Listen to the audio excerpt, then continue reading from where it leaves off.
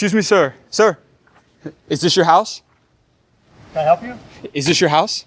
Who are you? I grew a channel to 14 million followers. I started the biggest business media channel in the entire world, getting advice for young entrepreneurs. What did you do to be able to afford this place? Yeah, I was in the electronic cigarette business. E-cigarettes? Yeah, e-cigarettes. How long were you in the I business? built the world's largest brand in under 5 years with 10 grand. So you started with 10 grand? 10 grand. Hey, what's the most you made in a single year? Give me the biggest year you had. 100 million. 100 million? And could I interview you for 1 minute real quick for the channel? I'll give you 2. Is that okay? Yeah. How did you scale from a 10 to $100 million company? What was your secret to scaling? My secret was going store to store, mouth to mouth with my electronic cigarettes. I'd spend 20 hours on a line at 7-Eleven saying, hey, you smoke Marlboro? Try my brand. Cancer-free. You can do it anywhere. And by the way, your wife's going to love the way you smell and your kids are going to be happy. You're not going to kill yourself from deadly cigarettes. So it's like real guerrilla So marketing. store by store, mouth by mouth. My son says, Dad, tell the story. So every week I'd log 140 hours. I'd have all those customers that went to go buy a cup of coffee, bought my Logic. The store made 40% gross profit. I got paid up front. I always say no consignment, commitment, guaranteed the product. And store by store, I built my brand. Did you have anybody that doubted you? Everybody. I was a personal trainer. I had 39 failed companies. You said you had 39 companies that failed, but that 40th one hit. It was a rocket ship. What was it about that 40th company that just enabled it to take off? It was at the moment that somebody blew smoke in front of me at a meeting, and I thought it was real smoke, but then they said it's electronic cigarette, cancer-free smoking. I said, this is what God has put me on the earth to do. Get millions of people off deadly cigarettes, and I went all in. And it was like out of a motion picture. We had 100,000 points of distribution. We broke 100 million in 18 months. We were the hottest brand in the nation, and we basically, in less than 5 years, we sold the company to Japan Tobacco through Goldman Sachs. It still feels like a movie. Were you ever afraid of competition? You know what? Competition fuels me. Messi wouldn't be as good without Ronaldo. They fuel each other. The yin and yang. So you see a competitive market, you're not afraid to go in there and... No, I love to beat competition. What do you do differently from everybody else when you identify a market? Okay, so this is what I did. This is a crazy story. I identified in the electronic cigarette market, one is rechargeables were defective, had a lot of returns. They were very expensive. How did you find that problem to identify? So I went in the stores, asked questions, and said, what are your best-selling brands, and what are the challenges you have? How important was it for you asking the right questions to the people that find the problems? No, the right questions are everything. I mean, look at Tim Ferriss. Tim Ferriss talks about asking the right questions are everything. Going in, giving the highest profit margin, giving them a product that we guaranteed always worked. We knew we had to deliver the best product with the best experience, so we went all in with disposable. We were really the only ones selling disposable for $9.99. Store paid $5.95. They made 40% GP. But how do you give them the right experience? There are 4 levels of nicotine. There was like 2.7, 1.8, 1.5, then we had a low below 1. So what I did as a scrappy guerrilla marketer is I had these white boxes and I wrote on a Marlboro, Newport, Marlboro Light. What did that do? It identified that smoker and which Logic they should choose because there were 30, 40 different brands on the counter. We had a plain white box. I just wrote the brand of the cigarettes on them. This was so different because Simplicity sells. yeah, so right away, oh, you want Marlboro? Take Logic Platinum. Oh, you do Marlboro Light? Logic Gold Label. This was great. I'll tell you another thing I did. I dropped the secrets in some high ticket, call them masterminds that people hire me to speak in. So I'll drop some bombs here. Trademarks. Trademarks are very powerful. You can make claims with trademarks. What is one of the greatest trademarks of all time that I did for Logic? They said to me, Howie, if you want to claim that you're the most trusted brand, you need to get a focus group. Focus group? I don't have $250 for a focus group. I started with 10 grand. How can you get out of the focus group and just claim something? It's like the 5-hour energy guy. He never claimed it was 5 hours of energy. He just called that was the brand. That was his brand, right? People try to sue him. And he said, no, that's my brand. All I say is feel it in minutes, lasts for hours. So I took that concept for myself and I said, okay, I'm going to register under electronic cigarettes, the most trusted brand. And it went through. 2,000 taxis in New York. Logic, the most trusted brand. I was the first one on taxis in New York. I had 2,000 taxis, $150 a month advertising. I was in every bodega. I took over New York and the 5 boroughs. I didn't even go to the West Coast. I stayed focused on the East Coast. So you mastered guerrilla marketing. I mastered guerrilla marketing by being in the streets, in the stores, talking to the managers, talking to the workers, and I still do it today. You do better than anybody else? I do it the best of my ability. I don't compare to anybody else. I just look at my results, and my results speak for themselves. You got amazing advice, my friend.